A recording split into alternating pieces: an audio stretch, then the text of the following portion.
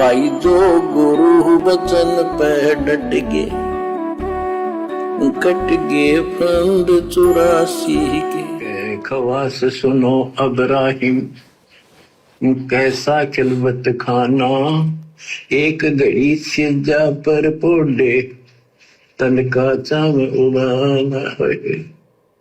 3 जगह नहरे नहर निशान होकर खाल उतर गई और हंसे भगवान, खूब हंसे। राजा के पसीने आ गए कि ये कोरडा लगे पत्थर और दस जा। उसका हाथ पकड़ा, वो परमात्मा हंस रहे थे पेट पकड़ के, जैसे हम खूब जोरता हंसा करे। उससे बात पूछने के लिए हाथ पकड़ा, तीनों बता हंस कैसे रही है?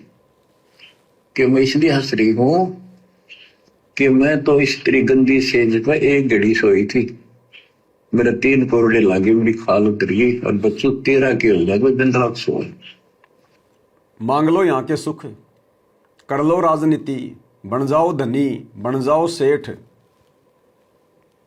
क्या कहा परमात्मा ने कि मैं तो तेरे झूठे सुख के ऊपर, तेरी झूठी सेज के ऊपर एक घड़ी सोई हूं और 3 कोरडे खाने पड़ गए। और तेरा क्या हाल होगा जो सोवे दिवस और राता, उनका क्या हाल विधाता। कि तू बेटा इस सुख को भोग रहा है ना दिन रात, तेरे साथ में क्या बनेगी जब मुझे इतना सा भोगने के कारण इतना दुख मिला, इतना कष्ट मिला। तो ले लो सुख, मांग लो सुख, बन जाओ राजा, बन जाओ एमएलए, मंत्री, सरपंच। ये तो मालिक है, जिस बात को मन में सोचकर भक्ति करोगे वैसा ही देगा, इसका नियम है। शतलोक में काल ने, इस निरंजन ने, गुरुदेव ने बताया कि सार नाम का जाप किया और एक पैर पे खड़ा होकर तपस्या की और मन में क्या था, अलग से राज्य प्राप्त करूं।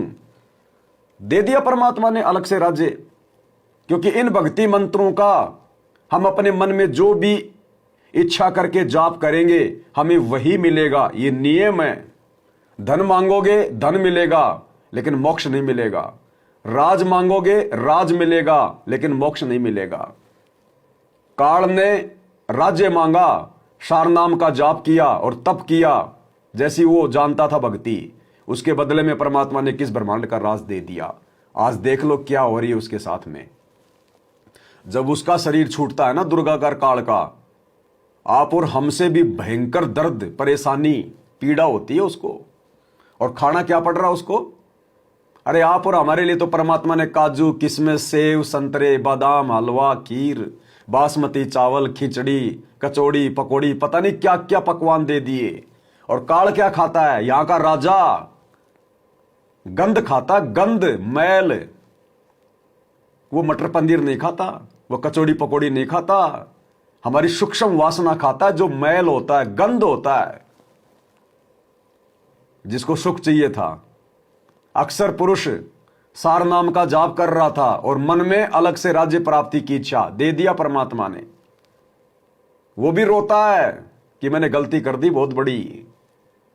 तो सोच लेना भाई और बहनों, भक्ति तो हम भी वही कर रहे हैं, सार नाम ये वही है।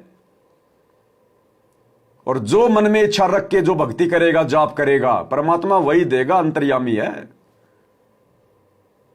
और फिर वो राज मिलने के बाद, सुख मिलने के बाद फिर क्या मिलेगा? अगर भक्ति से पैर फिसल गया, क्योंकि राज मांगेंगे तो ऑटोमेटिक मर्यादा खंडित, धन मांगेंगे ऑटोमेटिक मर्यादा खंडित, क्योंकि मांगना तो केवल भक्ति है। भक्ति के अलावा कुछ भी मांगा और भक्ति भी कर रहे हैं तो मर्यादा खंडित हो गई। सतगुरु तो अंतर्यामी है, फिर मोक्ष नहीं मिलेगा, वही वस्तु मिलेगी जो हमने मांगी है। और मोक्ष नहीं हुआ तो फिर क्या होगा काल के जाल में? और फिर वो सुख हमारे लिए जी का जंजाल बन जाएगा, वो सुख फिर हमारे लिए जी का जंजाल बन जाएगा। फिर तो मन में क्या सोच के भक्ति करना है? केवल मोक्ष और कुछ नहीं। तेरी गंदी सेज पर एक घड़ी सोई थी, मेरे 3 कोरडे लागे, मेरी खाल उतरी और बच्चों 13 के हो जाए दिन रात सोए। जो सोए दिवस राता, उनका के हाल विधाता। इतना कहते अंतर ध्यान हो गया।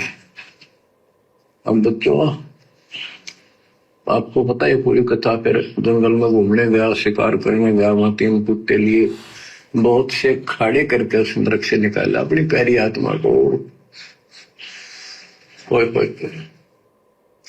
फिर कहते हैं उसने जब ज्ञान समझ में आ गया कि तो तीन नरक दिखने लग गया वो राजपाट।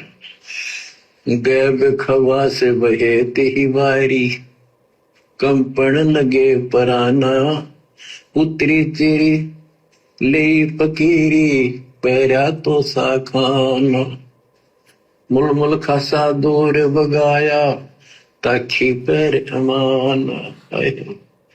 कहते हो सुंदर कपड़े राजशाही कपड़े उतार के और अपना सामान एक कंबल लपेट लिया।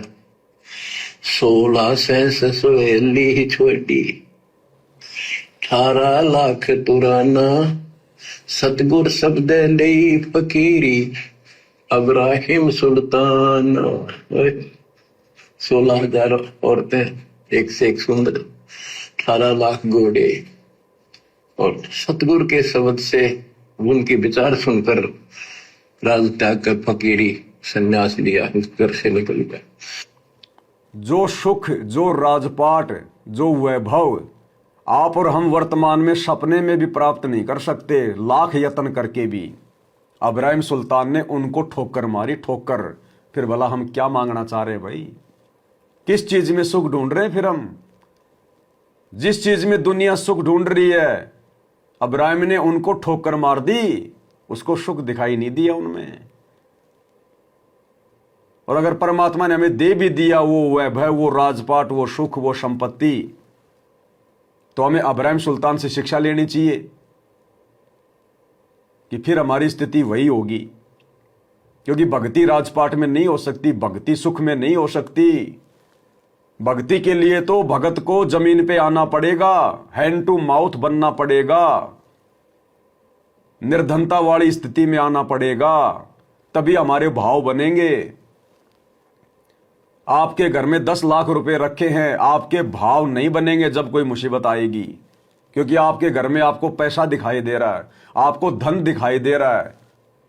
और जिसके घर में 2 पैसे नहीं, वो पहले से हाथ जोड़ेगा अपने गुरुजी से, हे गुरुजी दया करना मालिक, हे परमात्मा पूरे परिवार पे दया करना, परमात्मा कोई हारी बीमारी ना लग जाए, परमात्मा दास के पास तो पैसा नहीं है, कहां से करूंगा, क्या करूंगा, परमात्मा दया करना, पहले हाथ जोड़ेगा।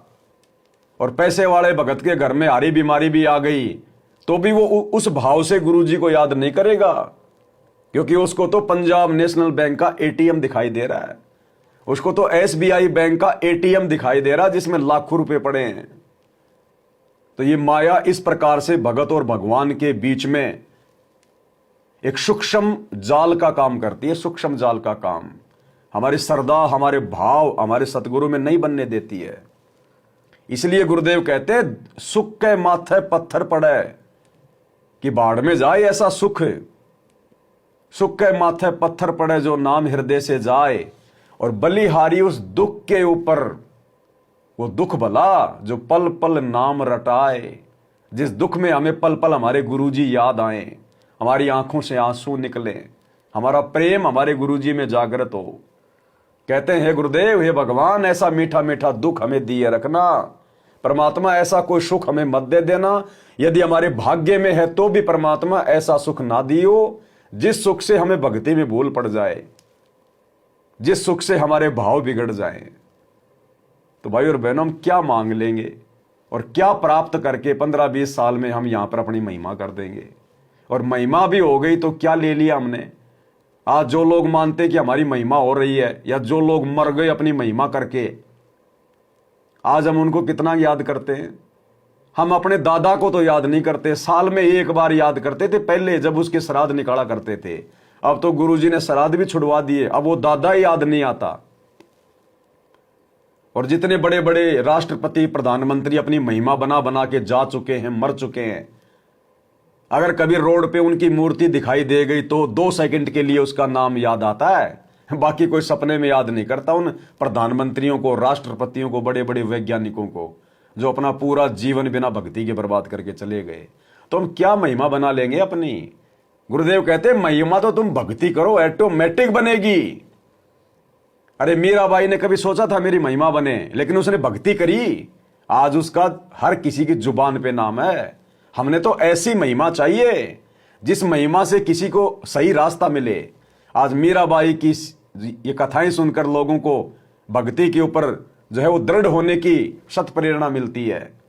तो ऐसी महिमा होनी चाहिए जो अपना भी आत्म कल्याण करवा ले और दूसरों को भी सही मार्ग मिले, सही रास्ता मिले, संघर्ष करने की प्रेरणा मिले।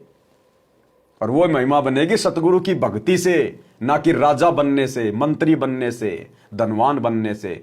भगत बनने से, भक्ति करने से, सतगुरु को प्रसन्न करने से भगत की अखंड महिमा होती है, अखंड महिमा। कितना धन था वो बताया, थोड़ा सा वर्णन है। हीरे मोती मुक्ता छोड़े अरबों दरब खजाना, 70 खान 72 उम्रे तजे अमीर जवाना। मेवा मान बड़ाई छोड़ी अमृत भोजन खाना, नंगे पैरों बहे पिया दे बरकत छाड़े निशान। घोड़े जोड़े सब ही छोड़ चले अनंत फौज तिल खाना, सार शब्द दिल अंदर वेद्या अविगत अमल दीवान। परमात्मा कहते हैं वो तुम्हारा गुरु भाई इब्राहिम सुल्तान आदम, जो ठाठ बाट इस धरती पे वर्तमान में किसी के नहीं है। आज भारत में सबसे ज्यादा धनी मुकेश अंबानी माना जाता, 20 लाख करोड़ की संपत्ति। और रात को ढंग से नींद भी नहीं आती भाई को, गोलियां खा खा के सोना पड़ता है, 20 प्रकार की उनको बीमारियां। उसका छोटा लड़का देख लो, कब राम को प्यारा हो जाए कोई भरोसा नहीं है, ऐसी बीमारी से ग्रस्त है। ना ढंग से चल पाता, ना खा पाता, ना बैठ पाता, कोई जीवन का आनंद नहीं। इस मुकेश अंबानी जैसी संपत्ति तो इब्राहिम सुल्तान के वजीरों के पास में थी, वजीरों के पास में, उसके नौकरों के पास में। तो हमारे गुरु भाई ने तो उस संपत्ति को ठोकर मार दी जो आज धरती पर किसी के पास नहीं है। तो हम क्या प्राप्त करने की इच्छा अपने मन में पाले? हमें तो परमात्मा ने इब्राहिम से भी बढ़कर संपत्ति दे दी। खुद आ गया, साक्षात आ गया, शरण में ले लिया और कंप्लीट भक्ति का कोर्स दे रहा है और मोक्ष की गारंटी दे रहा है। इससे बड़ा धन धरती पे है कहीं? हम तो इब्राहिम से भी कई गुना उत्तम हैं, इब्राहिम से भी कई गुना उत्तम। और ना जाने कितने जन्मों में हमने इब्राहिम की तरह संपत्ति को ठोकर मारी है और आज उसी संपत्ति को हम फिर से मांग रहे हैं। ये नादानी नहीं तो और क्या है, मूर्खता नहीं तो और क्या है। तो हमने हमारे पिछले जन्म भी याद कर लेने चाहिए कि कोटि जन्म तू राजा की ना मिटी न मन की आशा। जो चीज हमारे से परमात्मा ने छुड़वाई, आज उसी चीज को हम फिर से मांग रहे हैं। जो चीज पिछले जन्मों में हमने खुद ने छोड़ी, राजपाट छोड़ दिया, रानियां छोड़ दी, आज उसी चीज को हम खुद मांग रहे हैं भगवान से। तो ये ज्ञान नहीं, ये अज्ञान है, अज्ञान। ये सत्संग इसीलिए किए जाते हैं कि हमें हमारे पहले का इतिहास याद हो जाए, वो यादें तरोताजा हो जाएं, वो भूली बिसरी यादें फिर से ताजा हो जाएं। नरसी ने 56 करोड़ की संपत्ति को ठोकर मार दी और क्या पता आज वो नरसी मैं हूं या आप हो, पता नहीं कौन सा भगत भाई बहन वो नरसी है। और आज यदि हम सतगुरु से यहां की संपत्ति मांग रहे हैं तो धिक्कार है, फिर सतगुरु हंसेगा हमारे ऊपर कि गधे, तूने पिछले जन्म में तो 56 करोड़ की संपत्ति का भंडारा कर दिया, ठोकर मार दी, और आज तू फिर से 1-2 लाख रुपए के लिए हाथ फैला रहा है। तो सतगुरु भी हमसे नाराज होगा। तो मालिक ने मांगना एक ही बताया, बाकी तो भीख है, भीख। और मांगना क्या? भक्ति दान मोहि दीजियो देवन के देवा हो, और जन्म पाया भूलूं नहीं करहूं पद सेवा हो। केवल भक्ति, और भक्ति हमें मिल गई, हमें मांगने की भी जरूरत नहीं पड़ी। समर्थ ने, अंतर्यामी ने बिन मांगे दे दी, बिन मांगे। अब इससे बड़ा दाता, इससे बड़ा सांवरिया सेठ और धरती पे कौन है? और हमसे बड़ा सौभाग्यशाली जीव धरती पे भला और कौन होगा? चलत गयंद इंद्र की नाई, सूरज अर्थ चपाना, सेना संगरंग दल बादल गर्द जात आसमान। कहते इतने ठाठ तेज के जो हाथी के ऊपर चढ़ के आगे पाछे सेना चला करती थी, दूसरे अपने राज्य जाता था शहर में।